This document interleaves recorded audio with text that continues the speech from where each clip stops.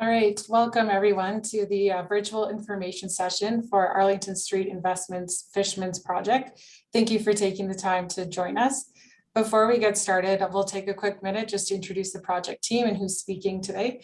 So my name is Bridget Node. I'm with BNA here in Calgary, and I'm leading the engagement and communications for this project. So you'll see my name posted on the website through promotions, and I'm certainly available and the first point of contact for any questions about the project. I'll pass it over to Kathy to introduce herself now. Hi there, thanks for coming tonight. Kathy Oberg with BNA Planning Group. I'm a partner at BNA. I've been with the company for 22 years, and we're working as the planners for this land use application that you're going to hear about tonight. And I'll pass it over to Ralph. Hi, I'm Ralph Bennison with Arlington Street. I'm Director of Special Projects, which really is all about business development and finding new and exciting projects. I also provide support to the development team, and we have on board Aaron McDonald. Hi everyone, I'm Aaron. I'm the Director of Real Estate Development for Arlington. I work with Ralph and manage all of our developments both in Calgary and Kelowna. So looking forward to presenting to everyone tonight. All right, Josh, I'll pass it to you. I've given you microphone abilities.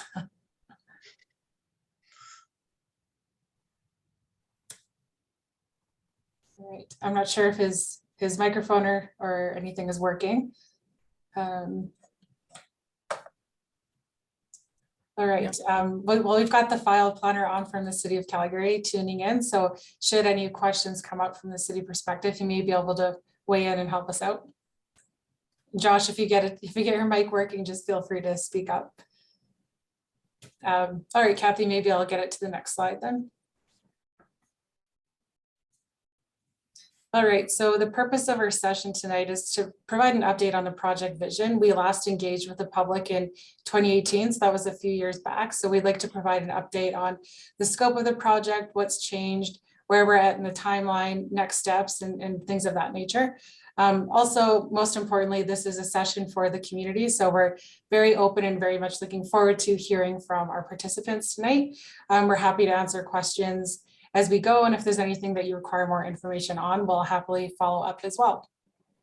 Next slide, please, Kathy. So as noted, this is an interactive session. So there are a couple different ways you can get involved.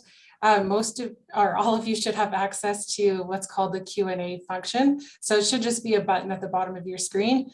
Once you open that, you're welcome to type in your questions or comments, and you have the option to do that anonymously or with your name attached. We're taking questions at the end of the session. So if you provide your questions during the session, we'll just wait until the end to get to all of them, and we'll answer them in order. We'll be able to answer some of them, verbally, and some of them, if they're just easy responses, we'll just type them in and then everybody can see them. Alternatively, if you'd like to speak and ask a question directly, just raise your hand, and that's another button at the bottom of your screen. I'll be monitoring that, and I'll unmute you, and you're able to ask your question that way. As you know, this session is being recorded, so if you'd like to share any of this information, you're welcome to. The video will be posted likely tomorrow morning onto the project website, so you can access it there. All input will be captured and included in part of our engagement summary report, which will be coming out in weeks to come here. And lastly, we're also capturing input through an online survey. So that link will be made available immediately after this meeting as well through the website, and I'll be sure to post it through this session as well. So those are the Coles notes, and with that, I will pass it on to Ralph.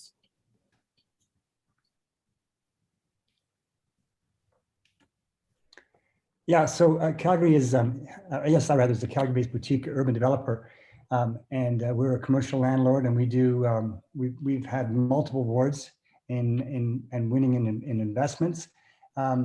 We develop legacy properties and create vibrancy. We pride ourselves in seeing possibly where others may not. Our developments are thoroughly designed, revitalized and enhanced neighborhoods, and set in a new standard for architectural and design. So our mission is to strengthen, elevate neighborhoods. We work in creating a catalyst for positive change. And we own some of the highest profile development sites in the heart of the Calgary Beltline. in and around 17th Avenue in the downtown core. And we specialize specifically in urban mixed-use properties and projects. And we like to be in the heart of where the action is. So on 17th Avenue, you'll see a map which really highlights our holdings along 17th Avenue. And we'll go to the west for a second, where it says 17. This is a very large project. It's about 62,000 square feet. And we have that, have land use on that, and it'll end up being 2 towers of approximately 32 stories each. And we'll develop that sometime in the future. The market is not quite ready for a large project of that nature, but we're very excited about that because 17th and 14th Street is an important hub and node in and along the Beltline. We also own a cute little building across the street, the Scotia Block. It's sort of a heritage type of building. It's an old Scotia Bank building, actually. And then moving up to the east a bit, you'll see our Royal Park project. Now, this project is, we're just working on development permit drawings, and we've called it now the Enzo, which is the name of it affectionately. And it'll include approximately 8,000 to 9,000 square feet of retail, about 96 units. We're very excited about this mid-block project since it's really at center ice on 17th, and it's right across from Tompkins Park. And as this goes forward, you'll see it. It's going to be one of the most beautiful buildings on the entire strip. We're very excited about that. We also own the building where Blancos is, and right just a block over, kind of kitty corner from Analog.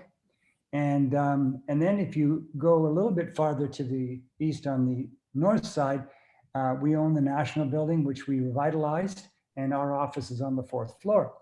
The 5th is a project we just completed during COVID, and it's about 12,000 square feet of retail and has 7 CRUs. All of them actually are food and beverage applications, and it has an amazing public realm space that we're quite excited about. And it's a place for gathering, and it's really changed the face of that particular intersection, which is a key intersection in along 17th Avenue. And we've got that 100% leased up, both in the residences, 52 units, and of course, all of the CRUs are leased out. So that brings us to Fishman's, which is the subject of our meeting today. Next slide, please. So Fishman's is located on the corner of 17th Avenue and 5A, and it's envisioned to transform and make more prominent 17th Avenue. So some of the things that we've considered in designing this building and developing the program for this building is that we'll introduce some commercial and retail spaces. They'll activate the corridor, but also activate public realm space, which we'll speak more about. It'll enhance the residential nature of 5A Street with street fronting townhomes. So we had a lot of discussion with the community association, and we felt that the rhythm and tempo of that 5A Street needs to have at the human scale townhomes with individual street frontage entrances. So it'll have a very, very similar character to the rest of Cliff Bungalow. And our goal is to preserve and enhance the public realm by protecting the tree line streets. We feel this is one of the most beautiful and important attributes of 5A, and we feel that it's an enhancement not just to the neighborhood, but to our project. So we'll do everything we can to protect and preserve and make sure that that tree line street remains a key feature of 5A. And then going along to the historical nature of 5A, it's historical mostly because of how we placed the building against the Carolina building. Carolina building is a heritage building. So we made sure we've got adequate separation from the Carolina. So when you're going down 5A Street, you'll actually be able to see the lovely frieze on the Carolina. And the idea that, that the Carolina becomes fully visible juxtaposed to our building is an important feature for us as well. So finally, we feel that it's super important for us to make sure that we define the pedestrian realm, to make it a pedestrian-friendly, walkable neighborhood, and create an additional sense of space, a place rather, for the community along 17th Avenue, but also along 5A Street. So pass it off to Aaron, please. Great introduction, Ralph. So like Ralph mentioned, Fishman's is located in the corner of 5A and 17th. What you're looking at now is an overview of the site. We've assembled the Fishman's dry cleaning plus the city lane, and then the two duplex residential units and the Briggs condominium building. So our holdings go right up to the Carolina. It's quite a large site in the downtown. We have not made any attempts or will make any attempts to close the lane that goes on to 17th. So the lane that continues north-south along in between 5A and 5th will remain active. We'll build right up to that, but we will be closing the lane that runs off 5A Street. So this map is just context over all of the site. And Bridget, if you can, or Kathy can go to the next slide. So what you're looking at right here is our proposed massing. We've been working with Josh at the City of Calgary along with multiple stakeholders in the community to really craft a land use and a direct control district that allows for sensitive development along the street, respecting the heritage nature of 5A and the streetscape, especially the Carolina and the heritage trees, while also adding density to a site that's been largely underutilized and is in need of some remediation due to some historical contamination on it. The way we've crafted the building is a 15-story building. It will be architecturally designed so that there are no shadows cast onto the north side of 17th. This is a super important aspect for both us and the community. We recognize and as landowners ourselves on the north side of 17th with commercial patios, we have no interest in casting any shadows. So we'll be working with our architectural team to ensure that there are no shadows on the north side of 17th. And we'll also be providing some very generous setbacks from both 17th and 5A, helping create a more intimate streetscape while also allowing the building to kind of mass behind the trees. So we placed the mid-rise tower strategically back on the site while also maintaining a 4-meter setback from the Carolina, as well as a 7-meter setback at grade. And we've also maintained setbacks from the existing residential zoning to the east of the site, right adjacent to the plaza. So we've contained most of our massing in the tower form. There is a 5-story podium being proposed, with the 6th level being unoccupied by residences. It'll be accessible by probably amenity space. And like Ralph mentioned, about 8,000 to 9,000 square feet of commercial space at ground that'll be specifically curated for the site. Our goal as developers is to just, we carefully consider our commercial mixes, and we don't just place any tenant in there.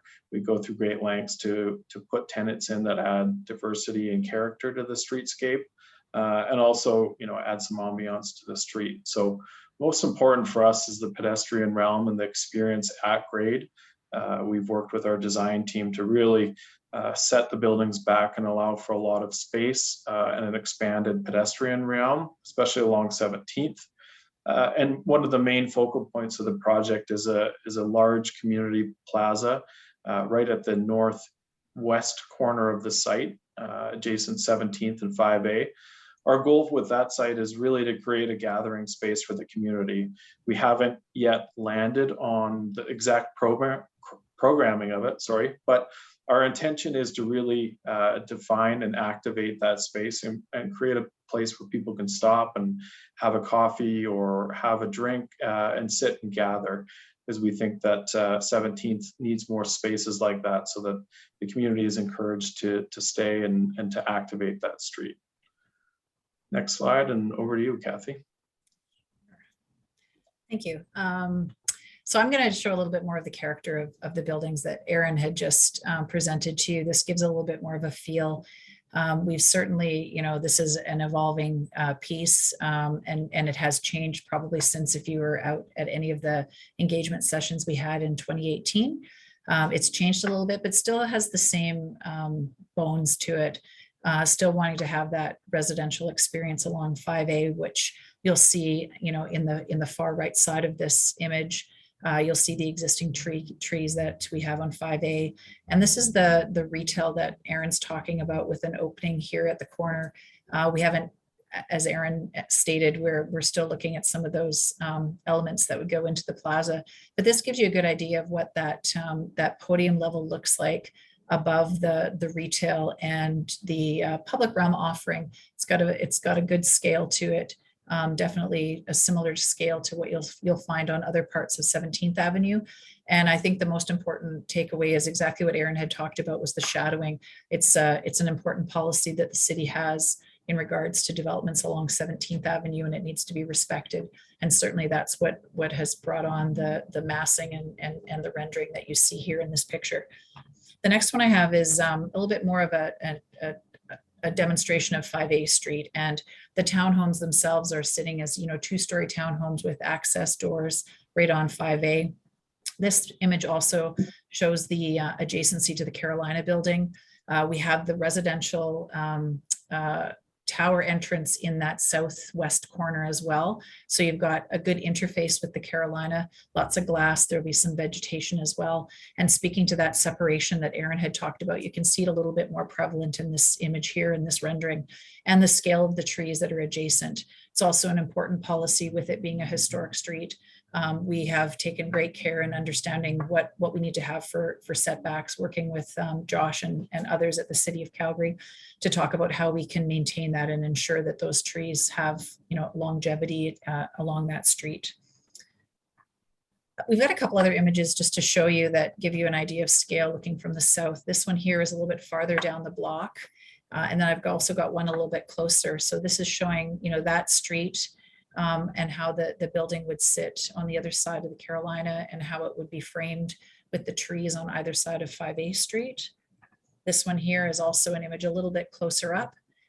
Again, showing the Carolina here to the right-hand side and what would be visible if it was sitting amongst the existing trees that exist on that street.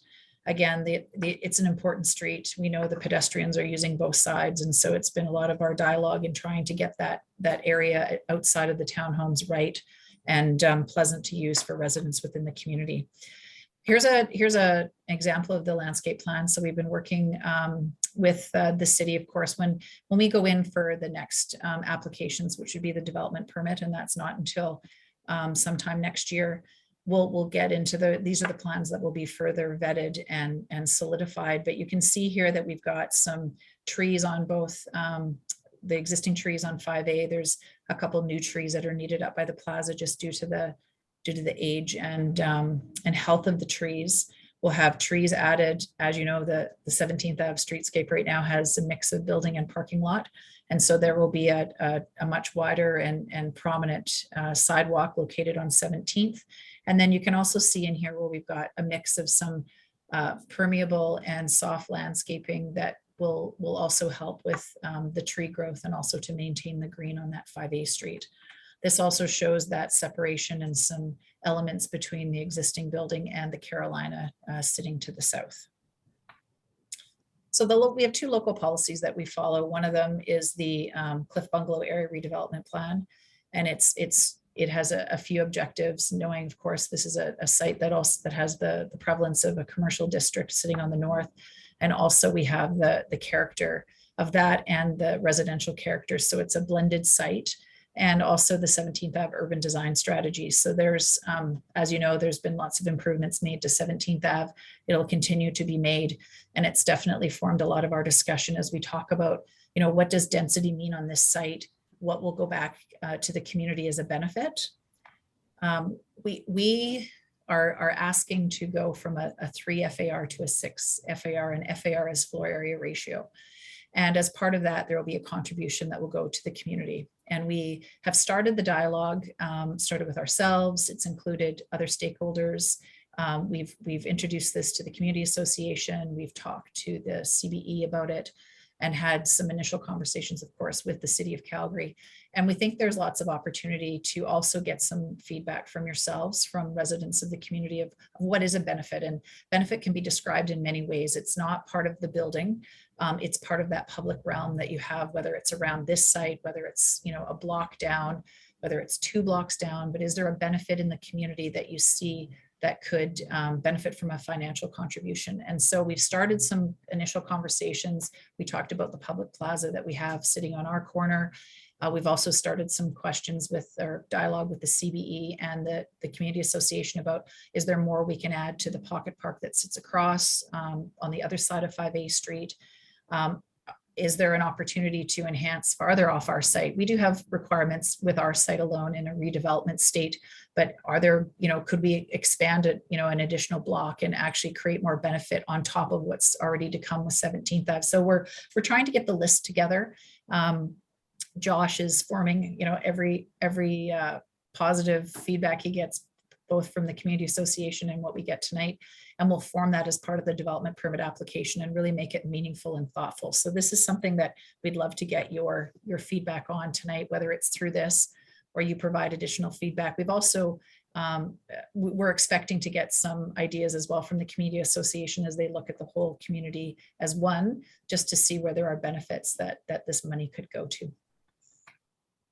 Just want to outline our timeline, and then certainly we want to get into some questions. I know we've had a couple of questions come in. So we're currently processing the land use application. As we noted, it started in 2018. We had an engagement session.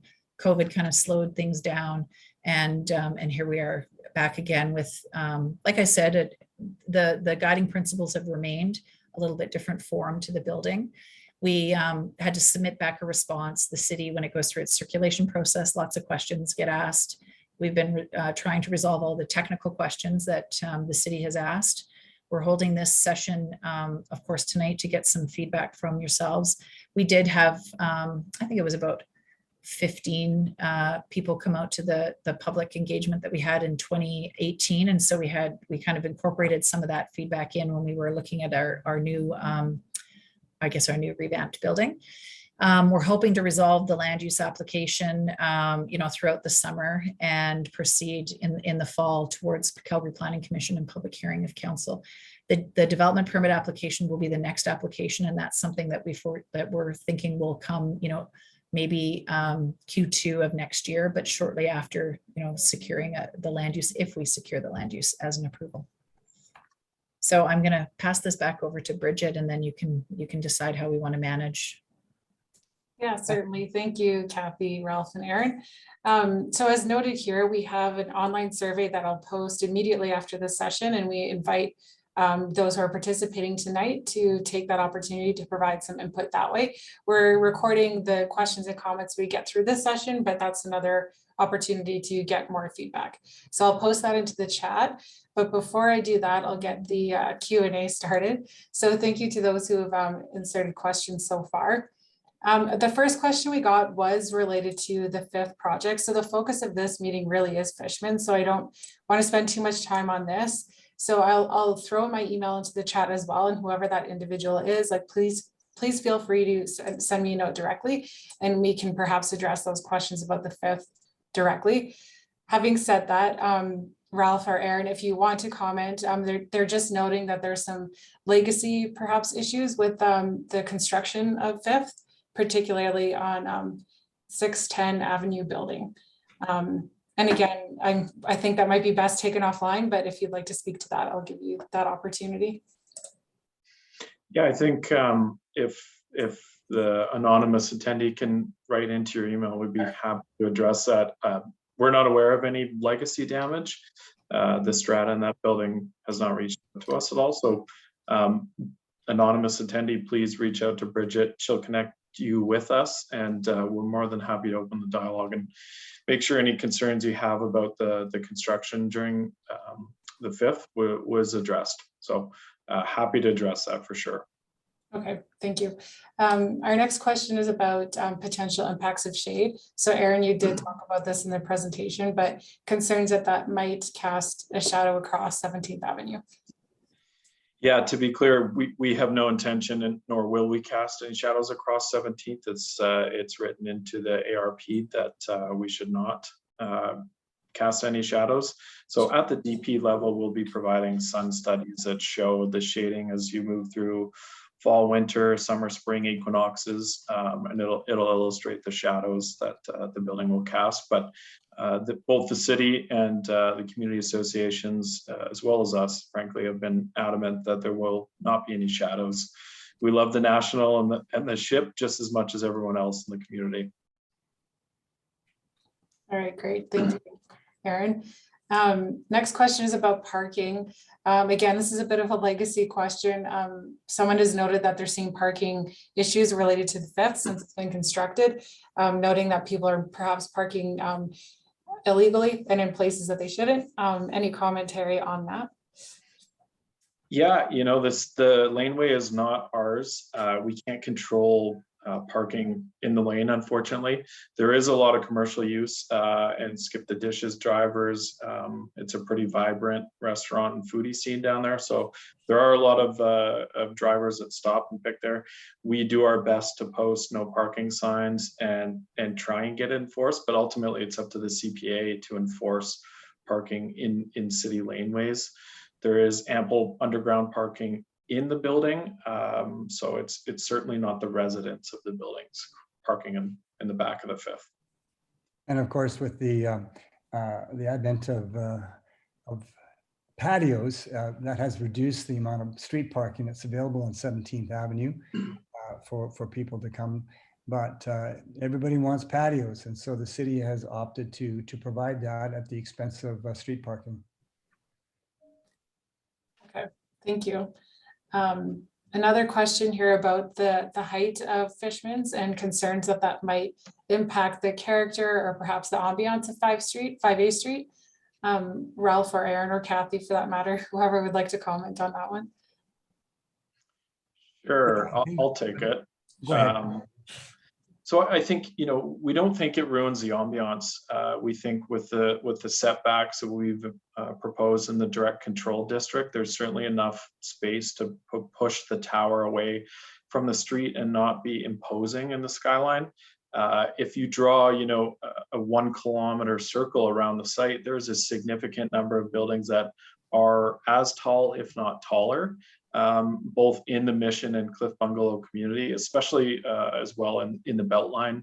There's been a lot of new development in the Beltline and in the Mission area. They continue to add density. So to us, it doesn't ruin the ambiance. I think if anything, we're enhancing that corner that has been a little bit underserved, you know, and we've set the tower back enough that it isn't large and imposing over the street. The podium will have a very street-orientated design with street-level units that will, you know, help reinforce that. Also, the site really is island. It's actually situated away from the lovely, you know, turn of the century 1920s building that really populates Cliff Bungalow. So it doesn't really impose itself on the balance of Cliff Bungalow at all. In fact, to Aaron's point, right now we have an open parking area right on the corner of 17th Avenue and 5A. That'll be transformed into active retail on one hand, but also a dedicated public realm space with an adjacency of outdoor cafes. So right now, that space on 17th Avenue and 5A really lacks a sense of activation. So it is kind of a juxtaposition. On one hand, 17th Avenue begs this kind of development, and everybody in Cliff Bungalow wants to maintain the lovely character of the homes that are in Cliff Bungalow, you know, to the south. But this building is in an island and is distinctly far away from those lovely houses. Okay, thank you, Ralph and Aaron. A question about the contamination at the Fishman site. Maybe Ralph or Aaron, you can explain what that is and how it's being remediated. Yeah, so Fishman's Dry Cleaners has been there for a long time, and in the past they have you know, lost some of their dry cleaning fluids, which we call PERC, and it's very carcinogenic. So that has permeated the ground and the groundwater along, you know, where the Fishman site is, but also to the south where the two duplexes are. So we're fully aware of that. And this is a problem with brownfield sites, but in particular, PERC is very bad. So one of our mandates is to actually clean that up entirely. So we've done all the surveys that's required for us to delineate that site where the contamination is, and we have a plan to remove it completely and dispose of it in a safe manner. All right, thanks, Ralph. The next question is about the 6th floor limit on building heights and how we're getting around that in this application. Kathy, that's probably a you question. Sure. Yeah, and thanks for the question. Yeah. Yeah, we do have policy that does have the 3 FAR as the limit. The policy, as you know, the city goes through many policy revisions over the years. You've seen some local area plans that have been done where they're amalgamating a bunch of communities together and creating new policy. And certainly the policy for Cliff Bungalow has been around for a number of years. I wouldn't say we're getting around it. We're applying for the change to that policy. And we have an area redevelopment amendment that will come with this application. So there's 2 public processes to it. One of them is amending that policy and then also amending the land use. And then as part of that, to address that difference between that 3 FAR and 6 FAR that I noted, that's the community bonusing, community benefit component. And there's other communities around us that also have some provisions in place. We had, when Ralph talked about the application down at 17th and 14th, there was also the same kind of provisions. That was also an older policy. We had Sonalta. We actually sat at a corner of 4 different policies that kind of came together, and it went through that process. And it was also the same kind of dialogue in what kind of density and what type of bonusing and community benefits would we be bringing. That one was unique. There was some heritage elements, and so there was a combination of things. And so we'll find that when we go back to that community benefit conversation, there will be a financial component to that, and it gets contained within the direct control bylaw. So if this gets passed, it would be an amendment to the ARP as well as contained within the land use. Those are both public hearing processes, and certainly you're welcome to come in and speak to those processes. But that's how we manage the change. And certainly if Josh had anything he wanted to add to that, if we get his microphone going, he can do that from the city side, but we're going through the process that would be needed to change that density and height. And I'd just add, we city engaged in a very, very extensive Main Streets program that encompassed all of the major commercial areas in the city of Calgary. And so this development actually is in complete accord with the recommendations of the Main Streets policy that was adopted. So the zoning, of course, is an old zoning, C-Core 1, which is a density of 3, but these higher level policies really speak to the direction the city is taking in terms of bringing density to the inner city and to avoid more greenfield development at the periphery of the city. All right, great. Thank you, Ralph and Kathy. Next question is about empty retail spaces on 17th Avenue. And just curious if we're adding more retail space on 17th Ave, is that going to create more issues? In fact, I don't believe so. We had a lot of interest in our 5th Avenue project right across the street in terms of retail space. And the vacancy really is in areas of 17th Avenue that are not as desirable as this particular location is. So there's a tremendous amount of pent-up energy for retail space in more desirable centralized location, as we want to call it. So we had no problems getting tenants for our 5th project. In fact, we turned away a lot of offers in order to get the right mix of retail tenants in that particular space. And so we're very, very happy as how that turned out. I think the demand is for really good retail, and this is what we're providing. One other note, Oh. sorry, one other note to that, Bridget, is actually the rest of our portfolio along 17th is also fully leased. So like Ralph said, I think there is a lot more momentum coming back to the street, and certainly new developments help add population density, which supports those businesses and reduces the empty spaces. Yeah, and just as a further note to this, on our national building, which is our 4-story building, 3 stories are office. It is 100% leased in this particular location, notwithstanding the fact that downtown has a very, very large vacancy rate. So vacancies are very dependent upon location, and we're proud to say that we're fully leased on both our 5th building and our national building. And we expect the same thing to happen on our Enzo building, and of course on the Fishman's building.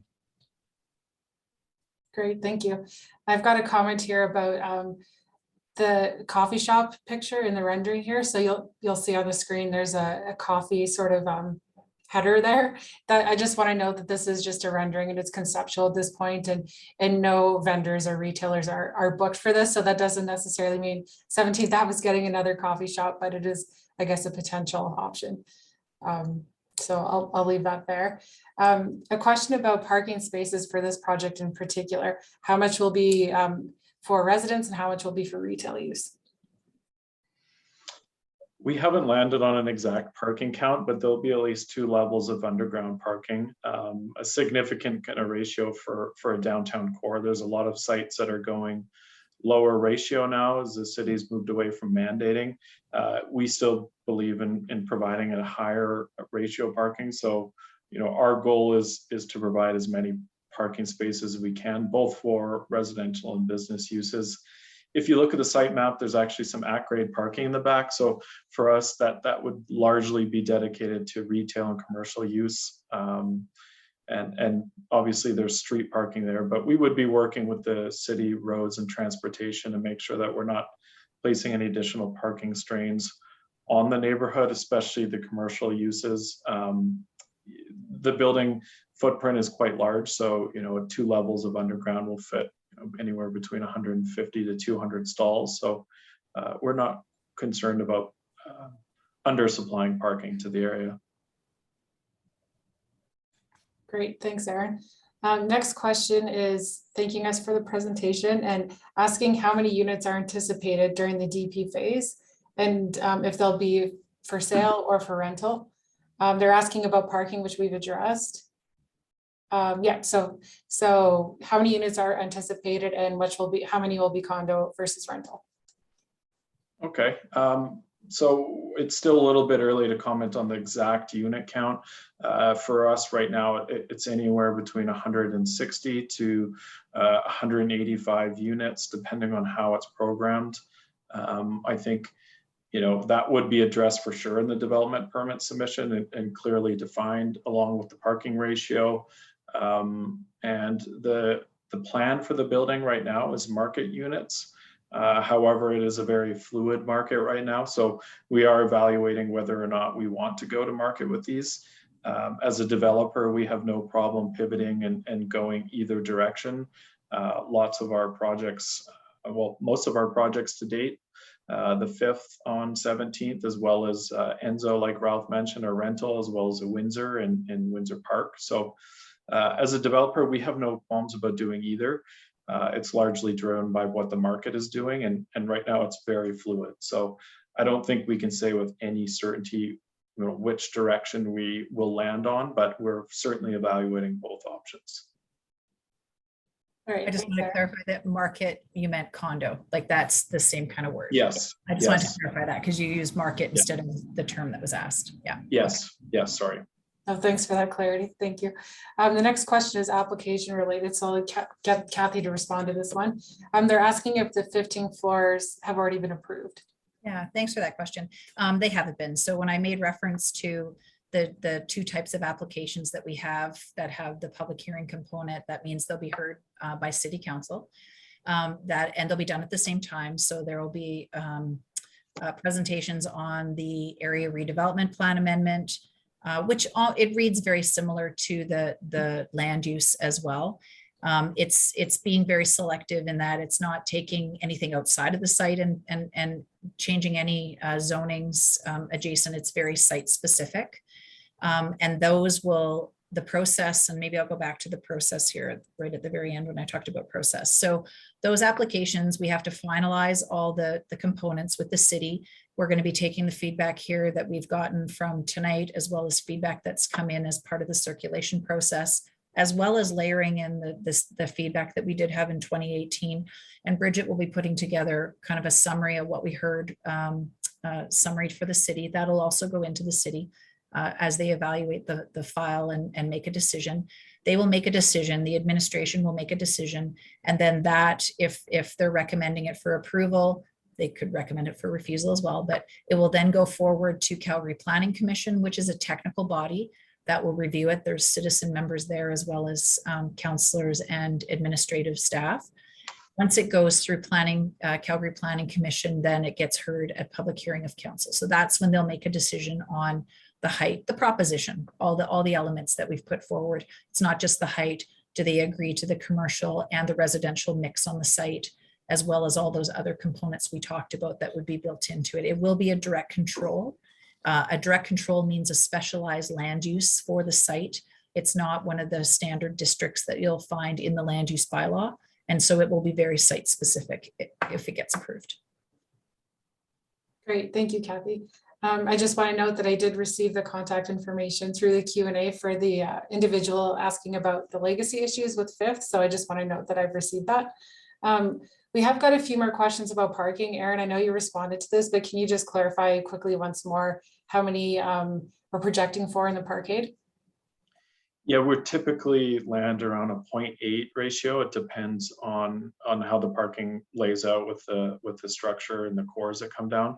But a 0.8 to 1 ratio, which would yield around 140 to 150 stalls, we think is appropriate for a very urban site that's close to lots of transit options. With the future Green Line coming, there's a station that's about a kilometer, so about a 5 to 7 minute walk away. Lots of bus options, and obviously located on a very popular bike path right now. So we think 0.8 to 0.85 ratio is right around the sweet spot, and based on what we've seen from uptick from our other buildings, that's typically what the market asks for. And we don't think we're under parking the building. So while I can't give an exact parking count right now, those are the guidelines we typically design for. All right, thank you.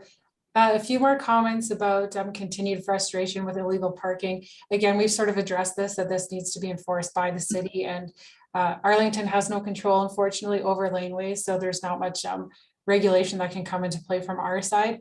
Again, I don't know if Ralph or Aaron, if you want to re-emphasize that, but getting more comments on that.